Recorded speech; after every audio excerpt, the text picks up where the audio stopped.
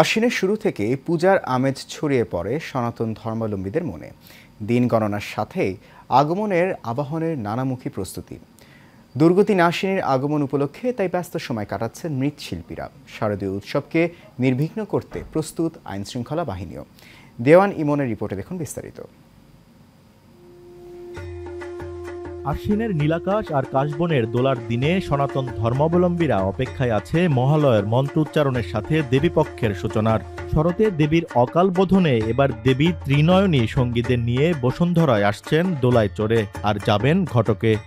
প্রতিটি দুর্গা মণ্ডপে মায়ের পূজা হবে, মায়ের আরতি হবে, মায়ের ভোগ নিবেদন হবে।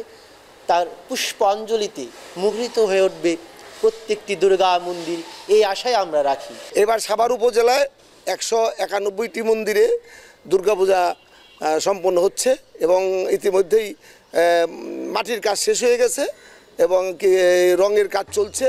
প্রতিমা শিল্পীর নিবিড় ছোঁয়ায় সেজে উঠছেন কৈলাসের দেবী দুর্গা। নির্ধারিত সময়ের মধ্যে কাজ শেষ করতে দিনরাত একাকার করে তাই কাজে মনোনিবেশ করেছেন মৃৎশিল্পীরা।